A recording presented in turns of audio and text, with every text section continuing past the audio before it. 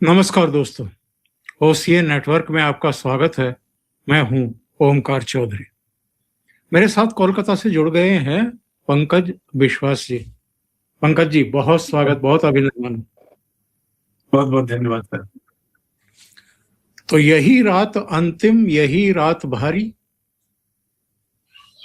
एकदम सर, रात तो भारी है, लेकिन किस पे भारी है वो बहुत बड़ी बात है, क्योंकि इससे पहले ये रात जनता पे भारी होती थी।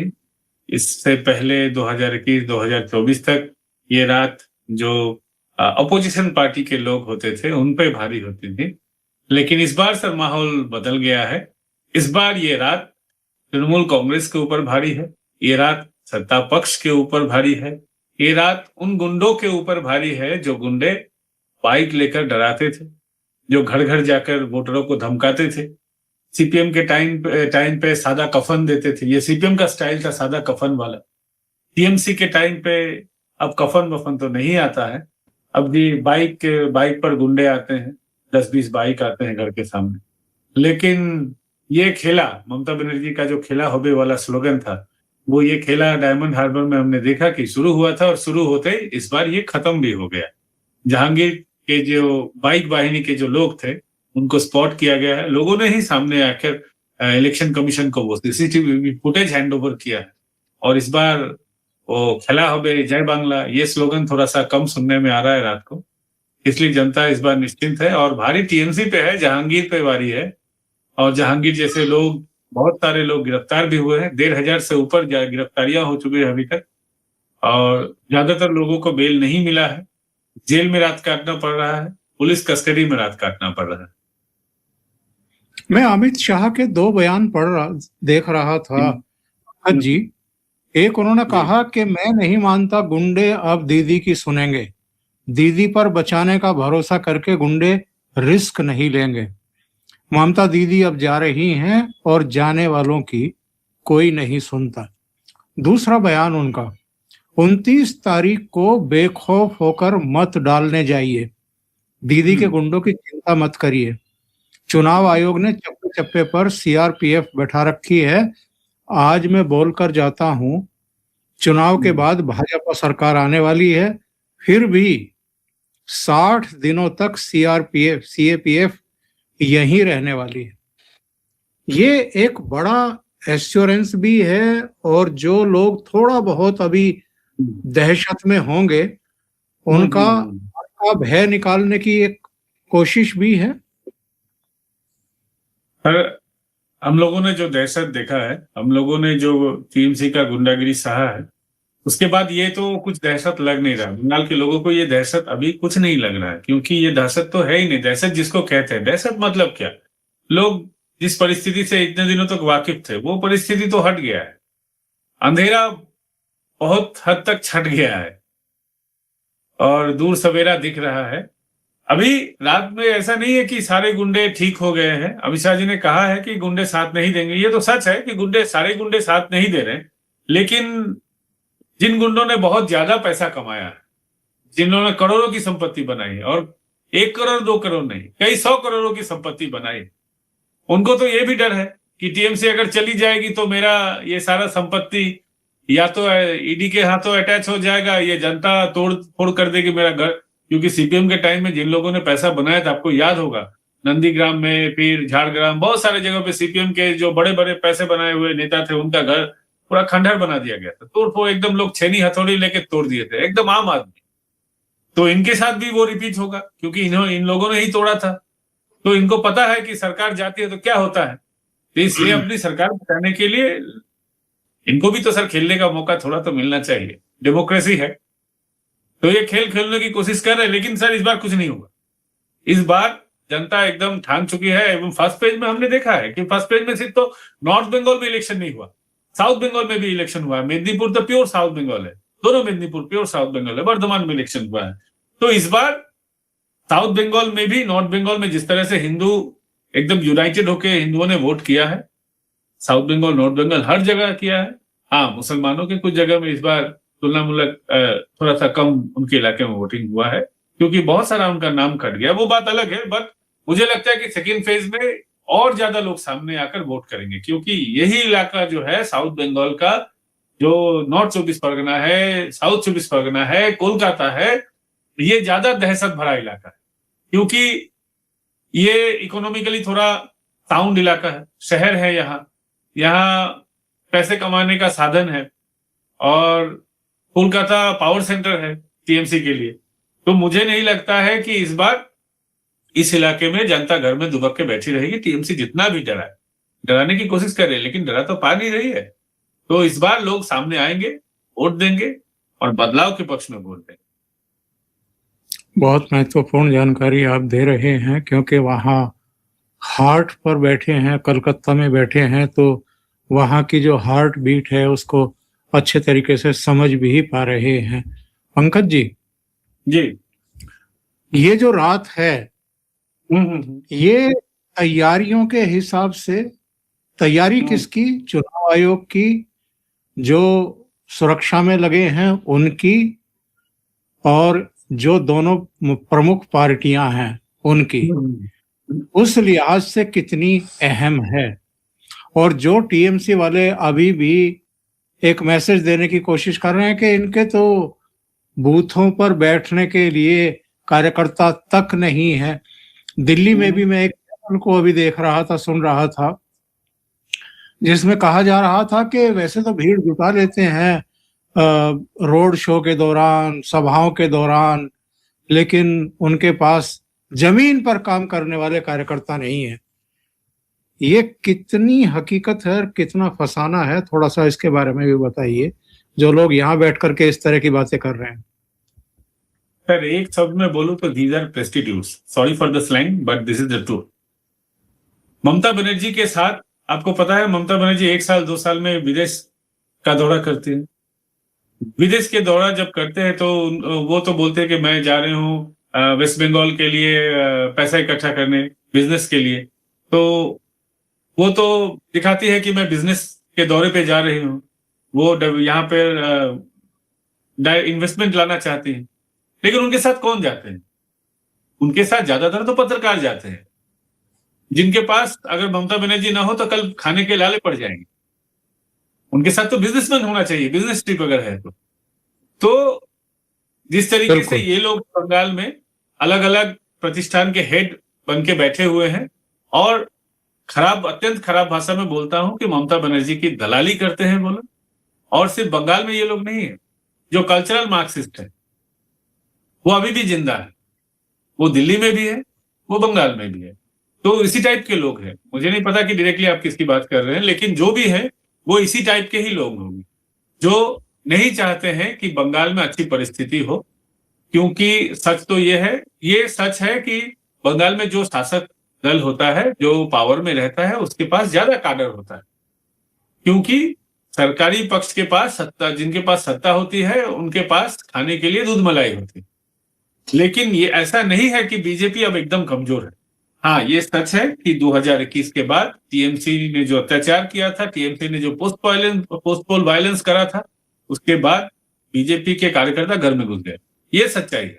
लेकिन 2024 के बाद उनका फिर मनोबल बढ़ा है। 2024 के बाद परिस्थिति बहुत बदला है। ईडी का छापा हो, सीबीआई का छापा हो, उनके बड़े बड़े कद्दावर नेता मंत्री एक एक करके जब जेल जाने लगे, टीएमसी का जब मनोबल बढ़ा, टीएमसी डराने धमकाने के काबिल जब नहीं रही, लोगों को समझ में आने लगा कि, और एक बड़ा लेफ्ट वालों ने एक बड़ा नैरेटिव चलाया था, जिसका खामियाजा कहीं ना कहीं बीजेपी के लोअर लेवल वर्कर हो उनको भुगतना पड़ा है कि सेटिंग है। इतने सारे मीडिया में ये हल्ला चलाया गया कि अरे बीजेपी के साथ टीएमसी का सेटिंग है, वो दिल्ली में बंगाल में दोस्ती, दिल्ली में कुश्ती करते हैं। तो ये कहीं ना कहीं बीजेपी के जो ग्राउंड लेवल के वर्कर्स थे उनके मनोबल पे ही असर पड़ा। बाद में जब ये सेटिंग का नैरेटिव जब टूटा, तब तो हम तो अब देख रहे हैं कि बीजेपी अब एकदम नेक टू नेक फाइट करने की जगह पे। ऐसा नहीं है कि हर जगह बीजेपी के पास बैठने के लिए वो क्या बोलते हैं, पोलिंग एजेंट्स नहीं है, और काउंटिंग के समय भी काउंटिंग एजेंट्स नहीं, ऐसा नहीं है। हाँ, हो सकता है कि साउथ 24 परगना में अभी भी 1-2 जगहों पे और मैक्सिमम मुस्लिम बूथ पे, जहां पर मुस्लिम डोमिनेंट है 80-90%, जहां पर हिंदू मतलब क्या बोले, वो लगता ही नहीं कि हिंदुस्तान में हम लोग रह रहे हैं, नाम है हिंदुस्तान, लेकिन कहीं ना कहीं यहाँ पे बहुत जगह पे पॉकेट पॉकेट पाकिस्तान बन चुका है। तो पॉकेट बिल्कुल। पाकिस्तान में हो सकता है कि कहीं कहीं वहां पे बूथ एजेंट ना मिले, लेकिन this is not the truth. एक लार्जर पिक्चर में ये एकदम झूठ है। पंकज जी, चर्चा तो सबसे ज्यादा आज और कल शाम से ही उस वीडियो की हो रही है जिसमें 24 साउथ परगना के ऑब्जर्वर बना करके भेजे गए उत्तर प्रदेश के आईपीएस अजयपाल शर्मा जहांगीर खान के गुर्गों को जाकर के हड़का रहे हैं, चेतावनी दे रहे हैं। लेकिन मैं तो देख रहा हूं कि इस बार बंगाल पुलिस के हेड कांस्टेबल, दरोगा, कांस्टेबल वो टीएमसी के गुर्गों को दौड़ा रहे हैं, उनके कॉलर पकड़ करके घसीट रहे हैं, उनकी कमीजें फट जा रही हैं, उठा उठा करके अंदर डाला जा रहा है। ये इतना बड़ा परिवर्तन कैसे? सर, पुलिस के जो पुलिस का ऊपरी तबका है, आईपीएस लेवल जो है, मान लीजिए एसीपी, डीसीपी वगैरह का जो रैंक है, सीपी, एसपी, ये तो सर मलाई में डूबा हुआ रहता है।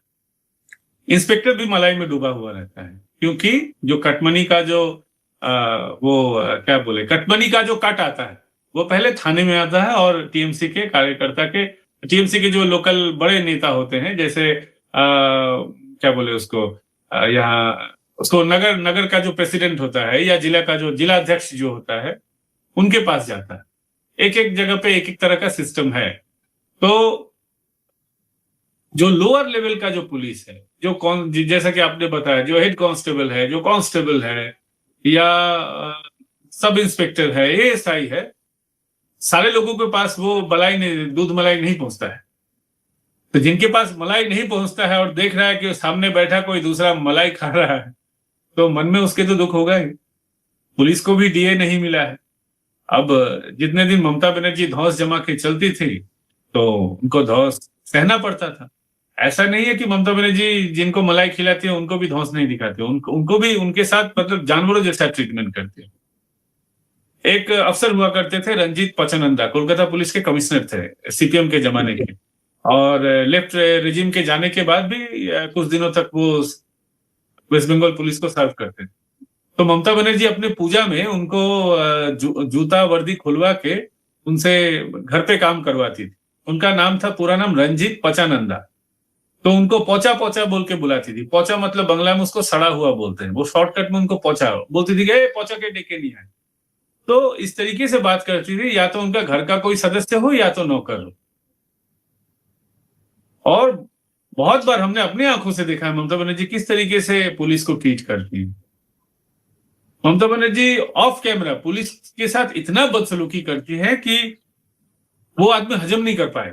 जो वर्दी वाला होता है उसको बहुत कुछ हजम करना मुश्किल होता है। तो अब जब ममता बनर्जी के चंगुल से थोड़ा मोड़ा ये लोग निकले हैं, उनको लग रहा है कि छुटकारा शायद इस बार हो जाए, या हो जाएगा, ऐसा लग रहा है लोगों को। तो वो भी अपना रूप दिखा रहे हैं कि पुलिस किस तरीके से काम कर सकते। पुलिस सिर्फ बंगाल में टेबल के नीचे छुपने के लिए नहीं है, पुलिस सिर्फ रोड़े पत्थर खाने के लिए नहीं है, या लुंगी वाहिनी दौड़ के आके लुंगी उठा के मारेंगे और पुलिस हजम कर लेगी, इसके लिए नहीं। पुलिस के पास भी पावर है, पुलिस के पास सब कुछ है, हौसला है। लेकिन बिल्कुल, जो पुलिस मंत्री थी जिस तरीके से चला रही थी उस तरीके से पुलिस चल रहे थे। अब तो इलेक्शन कमीशन जैसा उनको डायरेक्शन दे रहे वैसा वो चल रहे हैं। पंकज जी, मैं ये मानने को तैयार नहीं कि आप लोग कलकत्ता में बैठे हैं और आप लोगों ने आकलन नहीं लगाया होगा।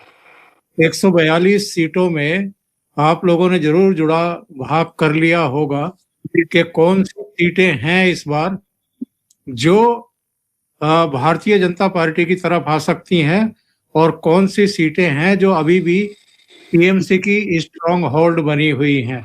तो थोड़ी सी जानकारी हमारे दर्शकों को जरूर दें। सर, सेकेंड फेज में नादिया में 17 सीटें। नादिया में मेरे हिसाब से 3 सीट सिर्फ टीएमसी के पाले में जाएगा। 3 सीट है, पलासीपाड़ा, तेहट्टो और चापड़ा।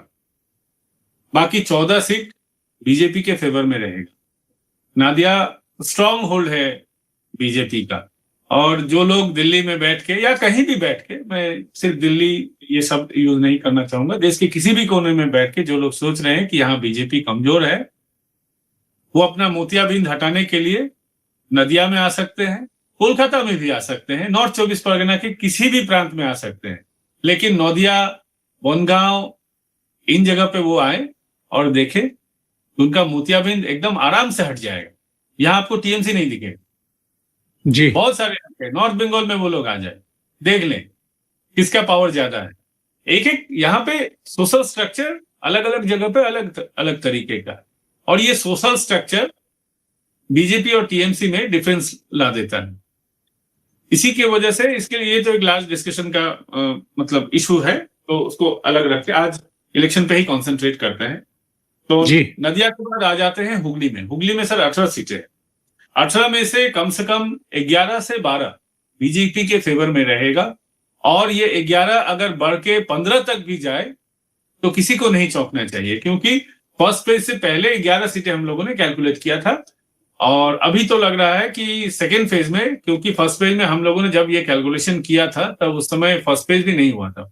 उस समय किस तरीके से चुनाव होगा ये हम लोगों को समझ में उतना नहीं था, क्योंकि हम लोगों ने इस तरीके का चुनाव अपनी जिंदगी में कभी नहीं देखा है। फेयर इलेक्शन किसको बोलते हैं 2011 में थोड़ा मोड़ा हम लोगों ने देखा था, और इस बार 2011 से भी ज्यादा फेयर इलेक्शन हो रहा है। एग्जैक्टली ये फेयर इलेक्शन हो रहा है। अब काउंटिंग की बात नहीं कह सकते, काउंटिंग जब तक नहीं हो रहा, लेकिन इस बार हम लोगों को लग रहा है कि काउंटिंग भी सही तरीके से होगा। और सेकेंड फेज में जो हम लोगों ने आकलन किया है वो फर्स्ट फेज के इलेक्शन से पहले किया है, इसीलिए 11 मिनिमम 11 मैक्सिमम 15 तक जा सकता है, लेकिन हम लोग कंजर्वेटिव वे में 11 लेके ही चले। और नॉर्थ 24 परगना में 33 सीट है। नॉर्थ 24 परगना में बसीरहाट दक्षिण, मतलब बसीरहाट सब डिवीजन की अगर बात करें तो बसीरहाट सब डिवीजन में 3 सीटें हम लोगों को लग रहा है कि बीजेपी को आ सकता है। वहां पे बीजेपी कमजोर है, क्योंकि that is Muslim populated area. वहां संदेशखाली, हिंगलगंज और बसीरहाट दक्षिण, तीन सीट वहां से आ सकता है। बनगांव में कहीं टीएमसी का खाता नहीं खुलेगा। उसके बाद बारासात में कुछ जगह पे वो 50-50 इशू है, और कुछ जगह पे टीएमसी भी जीतेगी। और बैरकपुर में, जगतदल, नोआपाड़ा, इन सब इलाकों में बीजेपी भारी है। ओवरऑल अगर टीएमसी की बात करें तो नॉर्थ 24 परगना में, ग्रेटर कोलकाता रीजन को पकड़ के, और टोटल नॉर्थ 24 परगना में आउट ऑफ 33 में बीजेपी को मिनिमम 18 सीट आएगा, मिनिमम 18 सीट। बड़ी बात है। हाँ, ये तो आएगा ही।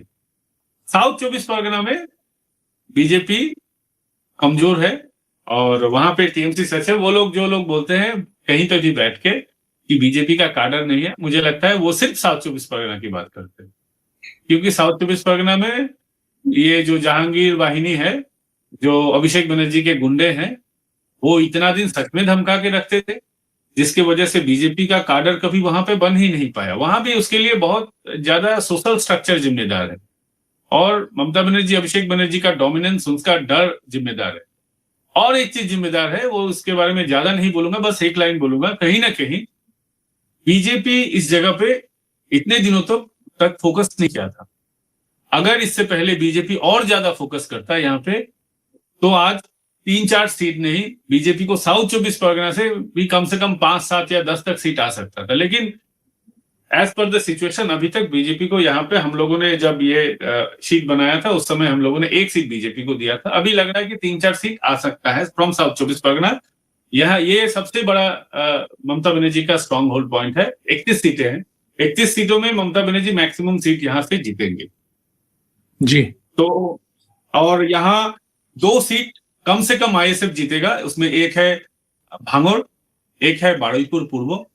और अभी जो सिचुएशन है, और फेयरली अगर इलेक्शन हुआ तो कैनिंग का जो सीट है वो भी आईएसएफ जीत सकता है। यहाँ बीजेपी जैसे 3-4 सीट जीत सकता है, आईएसएफ भी यहाँ से 3-4 सीट कम से कम जीतेगा। 2 सीट एकदम पक्का है, बारुईपुर पूर्व और आपका भांगड़ का, और कैनिंग वहां पे भी ये एकदम बराबर के टक्कर में है। तो 3 सीट कम से कम आईएसएफ के लिए इस जिले से हम लोग पकड़ सकते हैं। और इसके बाद आ जाता है मतलब वेस्ट बंगाल का हार्टलैंड जो है कोलकाता में यहाँ हम लोग बीजेपी के लिए 6 सीट पकड़ा है 11 में से आउट ऑफ 11। और टीएमसी के लिए 5 सीट है। उसमें से एक सीट तो आपको बता ही देता हूं कि भवानीपुर है, जो ममता बनर्जी जितना जोर लगा ले, ममता बनर्जी इस बार इस सीट से हारेंगी। उनकी सत्ता भी जाएगी और उनके साथ, सत्ता के साथ उनका जो अपना सीट है वो भी जाएगा। और यही बहुत बड़ी बात आप बता रहे हैं कि भवानीपुर में ममता बनर्जी हार सकती हैं, हार रही हैं, आप ये कह रहे हैं? एकदम। जो क्योंकि सर चुनाव तो बंगाल में होता नहीं है, चुनाव करवाना पड़ता है। तो चुनाव करवाने के माहिर आदमी है, जैसा कि मैंने पहले शो में भी बताया, शुभेंदु अधिकारी चुनाव करवाने के माहिर आदमी है। जी जी। और मालदा, मुर्शिदाबाद, इन इलाकों में ममता बनर्जी 2016 तक खाता नहीं खोल पाती थी। बहुत बुरी हालत था, यहाँ पे बुरा हालत था टीएमसी का। तो इन शुभेंदु अधिकारी को ही भेजा गया था मालदा, मुर्शिदाबाद में जोड़ा फूल खिलाने के लिए, घास फूल खिलाने के लिए। और यही जाके वहां तोड़ जोड़ की जो राजनीति जिसको कहते हैं, जिसमें अमित शाह जी भी माहिर है, लोग ऐसा बोलते हैं, तो प्लस वो राजनीति था। और इलेक्शन जैसे करवाया जाता है बंगाल में, इलेक्शन पॉलिटिक्स, तो इस बार भी शुभेंदु अधिकारी में तैयार है। और जी, भवानीपुर में उनके कैंपेन में जिस तरीके का भीड़ हुआ, ममता बनर्जी के कैंपेन में जिस तरीके से एकदम फाका फाका सुना सुना कैंपेन हुआ है। लास्ट कल हम लोगों ने देखा कि ममता बनर्जी के साथ सिर्फ पुलिस था। पैसे देने, चुनाव में तो सर पैसे देने पड़ते हैं, इसमें तो कोई बिल्कुल सही है। इसमें मैं इसको गलत या सही क्या हिसाब से मैं नहीं देखता हूं। तो टीएमसी पैसे देने के बाद भी आदमी वो इकट्ठा नहीं कर पाई है। ममता बनर्जी लास्ट फेज में एकदम सुना सुना कैंपेन हुआ। वो लग रहा था कि बैकग्राउंड में गाना बज रहा है, छंद से जो टूटा कोई सपना, जग सुना सुना लगे। तो भवानीपुर इस बार ममता बनर्जी को लगता है कि खाली हाथ वापस कर देगा। और एट लास्ट हावड़ा में आते हैं। हावड़ा में सर 15 सीटें हैं। 15 में बीजेपी को पहले हम लोगों को लग रहा था कि सिर्फ बाली सीट आ सकता है, अभी 3-4 सीट हावड़ा में कम से कम आएगा। और पूर्व वर्धमान वहां भी 5-7 सीट बीजेपी को आएगा। ओवरऑल लगता है कि सेकेंड फेज में 70 सीट के आसपास बीजेपी को कम से कम आना चाहिए। और फर्स्ट फेज में हमने 107 पकड़ा था। अगर 107 को 110 पकड़ेंगे और इस 70 को जोड़ते हैं तो 180 तक बीजेपी जाता है। और उस हिसाब से अगर प्लस माइनस करेंगे तो कम से कम 160, मैक्सिमम 180। इससे 160 से बीजेपी नीचे तो नहीं जाएगी। जी जी। अमित शाह कितने दिन लगा करके गए हैं साहब पश्चिम बंगाल में? 16 दिन या 15 दिन? वही 15-16 दिन वो थे। इतना लंबा और इतना दिन वो नहीं थे। इसके पहले सरसंघ चालक जी आए थे, 10 दिन कंटिन्यू रहे थे। उसके बाद भी वो 4 दिन रहे थे।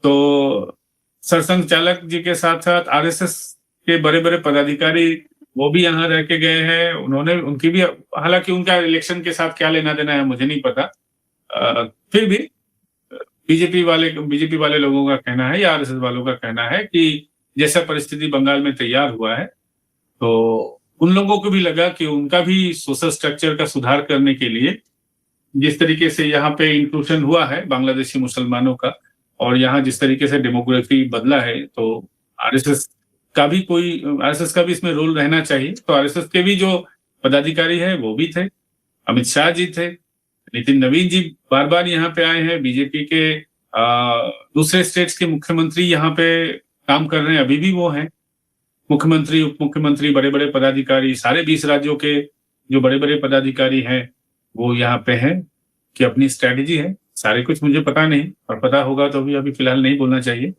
For the sake of election. तो इस बार खेला होबे और खेला बीजेपी खेलबे। करीब 5 महीने पहले कोलकाता का एक प्रवास था इनका, संवाद कार्यक्रम करके पूरे देश में अलग अलग बड़े शहरों में जा रहे थे संघ प्रमुख। और तब उन्होंने अच्छा यूट्यूबर्स को बुलाया गया था, टोटल 120 लोगों को बुलाया गया था पश्चिम बंगाल में, और उस 120 में या 11 सौभाग्यशाली यूट्यूबर में सर मैं भी था। हाँ, तो तब उन्होंने किसी के सवाल के जवाब में कहा था कि अगर एकजुट प्रयास किया जाए तो बंगाल में भी परिवर्तन हो सकता है, यहाँ भी परिवर्तन हो सकता है। तो इस संदर्भ को, उनके इस बयान को अगर हम हरियाणा, महाराष्ट्र, दिल्ली और बिहार, इन 4 राज्यों में मिली कामयाबी से जोड़ें, और अब दबा छिपा नहीं है कि इन चारों स्टेट में जमीन पर जाकर के महीनों महीनों पहले संघ के पूरे कैडर ने ताकत झोंकी। ताकत इस रूप में नहीं कि कोई जाकर के किसी को धमकाया, लेकिन समझाने वाला, और इनका प्रचार करने का अलग तरीका होता है, संपर्क करने का एक अलग तरीका होता है। 2-2, 3-3 बार एक-एक घर के सदस्यों से मेल मुलाकात, तमाम चीजें, वो चीजें क्या बंगाल में भी हुई हैं इस बार? सर, सबसे बड़ा पॉजिटिव मुझे ये लगा कि पहले बंगाल में आज से 10 साल पहले, 10 साल या 15 साल पहले, अगर आप भद्रलोक या एलिट या कुछ भी कह ले, समाज में जाने माने अगर आपको स्थान पाना है तो आपको वामपंथी होना मस्ट था। आप अगर वामपंथी नहीं है तो आप नालायक किस्म का आदमी, आप इंसान है ही नहीं, या गिरे टाइप के इंसान है, अच्छे नहीं। तो उस नैरेटिव को तोड़ने में संघ का बहुत बड़ा रोल था। ये संघ का जो संपर्क अभियान था वो बहुत बड़ा रोल था। आप इस बार आप देखिएगा कि बड़े बड़े जो यहाँ के जो जाने माने लोग हैं वो भी बीजेपी के साथ जुड़ चुके हैं। यहाँ बड़े बड़े जो डॉक्टर हैं, पहले तो जितने भी यहाँ पे वामपंथी डॉक्टर थे, वामपंथी डॉक्टर का जो बड़ा ग्रुप है वो टूट के अब बीजेपी में आया है। ये बहुत दिनों से संघ बिहाइंड द सीन ये कर रहा है। और डॉक्टर्स में जो बड़े बड़े अभिनेता हैं, सिनेमा जगत के लोग हैं, गायक हैं, संगीतकार हैं, तो जितना भी बंगाल का जो शिक्षित समाज है, शिक्षित वर्ग है, एलिट क्लास है, उनमें तो बहुत अच्छा काम हुआ है। इसलिए इस बार जो लेफ्ट वाले हैं या टीएमसी वाले हैं, वो हर नैरेटिव की लड़ाई में कहीं ना कहीं पिछड़ा हुआ उनको वो दिख रहे हैं। कोई भी नैरेटिव चलाते, पहले क्या होता था, कोई भी टीएमसी अगर कोई नैरेटिव चला देते तो उसके साथ साथ ये भी एक ही सुर में चिल्लाने लगते थे, तो उसका एक बड़ा मेंटल इफेक्ट होता है समाज में। अब कहीं ना कहीं टीएमसी उस जगह पे पिछड़ता हुआ दिख रहा है। कुछ चुप हो गए हैं और कुछ टीएमसी से अलग हो गए हैं और मैक्सिमम पाला बदल के इस साइड आ गए। तो ये संघ का एक बड़ा पॉजिटिव रोल इसमें था। और हिंदुओं को इकट्ठा करने में संघ का बहुत बड़ा रोल था। हिंदू एकता सम्मेलन संघ ने हर जगह किया है, छोटे छोटे गलियों में, नुक्कड़ में कार्यक्रम किया है, जहाँ पे फ्लैट्स हैं। पश्चिम बंगाल में, कोलकाता में जगह जगह पर अभी तो बड़ा बड़ा कॉम्प्लेक्स है, तो उन सारे कॉम्प्लेक्स में संघ के लोग जाके कॉम्प्लेक्स में ये हिंदू एकता का कार्यक्रम वो लोग किए। तो बिहाइंड द सिनेरियो टीएमसी के समझने के पहले ही संघ ने अपना खेल दिया है। घर घर जाके हिंदुओं को समझाने में संघ का बहुत बड़ा रोल था। और इस बार जो परिवर्तन हो रहा है इसमें संघ का भी एक बहुत बड़ा रोल है। और उस बयान का भी हिंदुओं को एकजुट करने में बहुत बड़ा रोल है, पंकज जी, जो ममता बनर्जी ने दिया था। हाँ, वो मैंने सुना है। एक्चुअली मुझे याद नहीं है, शायद किसी आर्मी पर्सनल का वो क्वेश्चन था, उसके जवाब में उन्होंने ये बताया था, लेकिन एग्जैक्टली मुझे याद नहीं है। लेकिन ये उनका ये रिप्लाई मुझे याद है। उन्होंने कहा था कि सब अगर एक साथ प्रयास करेंगे तो ये परिवर्तन हो जाएगा। और स्टेज के बाद वो जब उतर रहे थे तो मैंने सर पूछा था, सर आप क्या चाहते हैं? तो मुस्कुराते हुए संघ संचालक जी ने मुझे बताया था कि जो आप चाहते हैं हम भी वही चाहते हैं। तो इशारों में उन्होंने संघ का मिजाज, संघ का रवैया उन्होंने सबके सामने वो जाहिर किया था। तो उस दिन बहुत अच्छा लगा था, बहुत अच्छा कार्यक्रम हुआ था। तो जो लोगों में कहीं ना कहीं एक टेंशन था कि बीजेपी और टीएमसी में सेटिंग है, ये सारे लोगों के मन में था, हम लोगों के भी मन में था। क्योंकि जो कार्रवाई बीजेपी को करना चाहिए था या जो कार्रवाई सेंट्रल गवर्नमेंट को करना चाहिए था, इतने करप्ट लोग टीएमसी में है, उनका करप्शन सामने दिख रहा है, चार्जशीट में उनका नाम था, फिर भी लोग गिरफ्तार नहीं हो रहे थे। ये एक बड़ा कारण था कि लोगों के मन में ये सवाल आ रहा था कि सेटिंग नहीं, कहीं ना कहीं सेटिंग नहीं है। तो फिर बाद में हम लोगों को पता चला कि क्यों नहीं गिरफ्तार किया जा रहा है, क्योंकि पॉलिटिक्स को भी उसमें ध्यान में रखना पड़ता है, और सामने इलेक्शन बिल्कुल। है, कहीं बात का बतंगड़ ना बन जाए, और गिरफ्तार करने के बाद जिसको गिरफ्तार किया जा रहा है अगर वो छूट जाए तो उसका इलेक्शन पे क्या प्रभाव होगा। तो ये सारी बातें कहीं ना कहीं पॉलिटिशियन को ध्यान में रखना पड़ता है।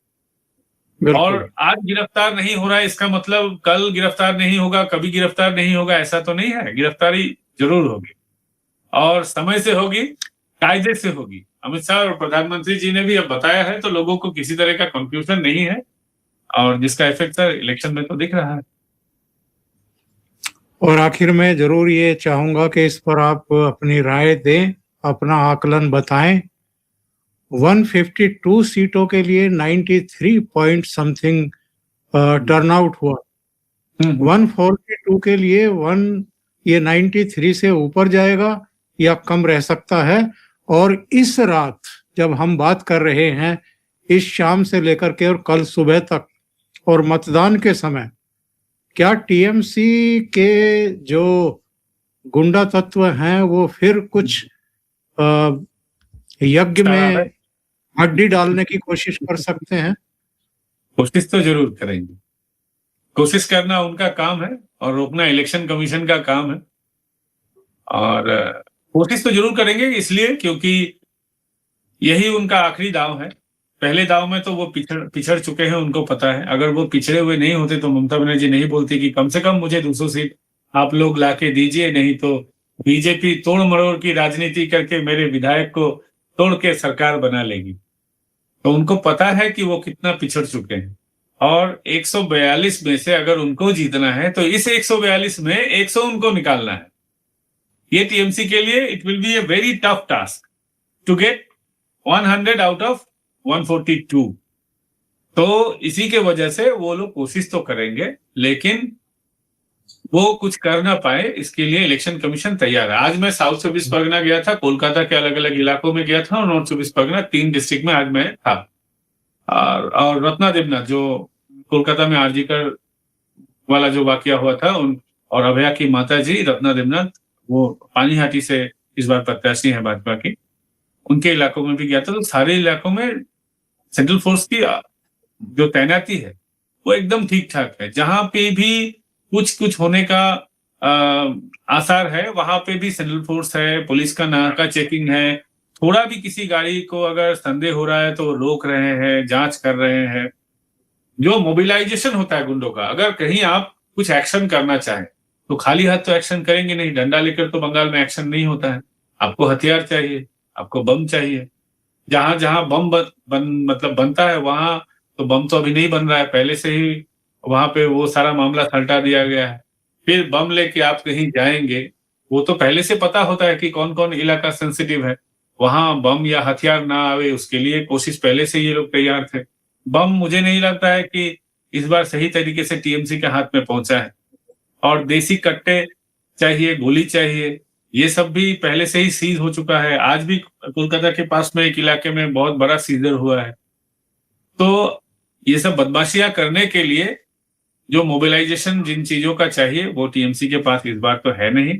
और आदमी भी अगर कहीं से कहीं इकट्ठा करेंगे 3-4 इलाकों से, तो लोग लाना पड़ेगा, तब जाकर आप एक जगह पे आप झमेला करेंगे।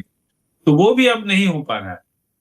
ये सीआरपीएफ का कारवां काफिला जाने के बाद वो लोग मीडिया के कैमरा के सामने अगर चिल्लाना है तो चिल्ला सकते हैं, लेकिन झमेला करने के लिए या बड़ा बवाल करने के लिए जो सब चीज चाहिए वो टीएमसी के पास अभी नहीं। पंकज जी, एक टिप्पणी इस पर देखिए। असम, बिहार, उत्तर प्रदेश और बहुत हद तक मैं महाराष्ट्र भी मानता हूं, ये 4 राज्यों में बीजेपी ने सरकार बनाई माइनस मुस्लिम वोट। और अगर बंगाल में भी वो सरकार बनाने में कामयाब हो जाती है तो ये बहुत बड़ा मैसेज जाएगा मुस्लिम कम्युनिटी के लिए कि आप लोग जो कर रहे हैं इससे बाज आइए, क्योंकि आपके बिना सरकारें बन सकती हैं। ये भारतीय जनता पार्टी ये 5वां राज्य होगा जहां साबित करने जा रही है। सर, बंगाल थोड़ा सा टफ है, लेकिन हो सरकार तो होगा। बंगाल इसलिए टफ है क्योंकि यहाँ मुस्लिम स्कैटर्ड जगह पे, आसाम में जैसे आप एक ही जगह पे एक ही इलाके में 40% मुसलमान रहता है, बंगाल में बहुत अलग अलग अलग जिला कोई स्कैटर्ड है पूरा। आप अगर बांग्लादेश का जो अगर हमारा अगर बॉर्डर देखे तो पूरा बॉर्डर स्टेट में हर जगह पे ये स्कैटर्ड वे पे है, जिसके वजह से ये कम से कम 70-80 जगह पे ये अपना दबदबा कायम करते हैं। और इनके मन में ये घुसा दिया गया है कि आपके बिना सरकार नहीं बनेगी। और सीपीएम वाले तो फिर भी थोड़ा दबा के, समझा के, बहला के, फुसला के रखते थे। टीएमसी वालों ने तो एकदम खुल्लम खुल्ला छूट दे के रखा था। ममता बनर्जी खुद इनके सपोर्ट में थी। ममता बनर्जी खुद कहती हैं कि ये लोग 1 सेकंड में 12 बजा देंगे। वो खुद कहते हैं कि जब वो क्या कहते हैं, वो शुक्रवार को जुम्मे के दिन थोड़ा ये गुस्सा में रहते हैं ममता बनर्जी। और उनका वो जो विधायक है, उनका जो मंत्री है बॉबी हकीम, फिरहाद हकीम, वो कहता है कि जो मुसलमान नहीं है, गैर मुसलमान दुख की जिंदगी काट रहा है, गैर मुसलमान जीने लायक नहीं है। उर्दू बोलना 50% लोगों एक दिन आएगा जब 50% लोग उर्दू बोलेंगे। डॉन पत्रिका के रिपोर्टर को लाके वो बोलते हैं चलो तुम्हें मिनी पाकिस्तान दिखाता हूँ। और ममता बनर्जी उनको बाकायदे सपोर्ट करती है। ये 4 दिन पहले एक मंच पे वो बता रही थी कि उनकी माँ ब्राह्मण है, उनके पिताजी मुसलमान है, उनकी माँ ने ममता बनर्जी के माँ को खून दिया है, हम लोगों का खून का रिश्ता है। तो ममता बनर्जी ने जिस तरीके से मुसलमान कम्युनिटी को मैसेज दिया है, वो पॉलिटिक्स के लिए, भारतीय मतलब इंडियन पॉलिटिक्स के लिए बहुत एक काला अध्याय है। और इस बार बीजेपी आने के बाद ये मुस्लिम डोमिनेंस पॉलिटिक्स को अगर खत्म कर दिए है तो ये डेमोक्रेसी के लिए बहुत बड़ी जीत। क्योंकि अगर वो कहते हैं कि India is a secular country, तो उनको तो ये प्रमाण करना चाहिए कि India is a secular country. India is not Muslim aligned country, या किसी भी जनता के लिए विशेषाधिकार है, ऐसा तो नहीं है। तो ये विशेषाधिकार वाली जो राजनीति है वो खत्म जिस दिन होगी तो ये भारत के लिए अच्छा है। पंकज जी बहुत बहुत धन्यवाद। और दर्शकों से निवेदन है, उनका चैनल है पॉलिटिकल डेली, पिछले प्रोग्राम में मैं बताना भूल गया था, पॉलिटिकल डेली को सब्सक्राइब भी करिए, सहयोग भी करिए। और पंकज जी आपने समय निकाला, बहुत महत्वपूर्ण सूचनाएं साझा की, थैंक यू वेरी मच। और दर्शकों से निवेदन है कि अगर चर्चा अच्छी लगी हो तो लाइक का बटन दबा दें, वीडियो को शेयर भी करें। चैनल सब्सक्राइब ना किया हो तो मेरा चैनल भी और पंकज जी का चैनल भी सब्सक्राइब जरूर करें। बहुत बहुत धन्यवाद। जय श्री राम। नमस्कार। जय श्री राम।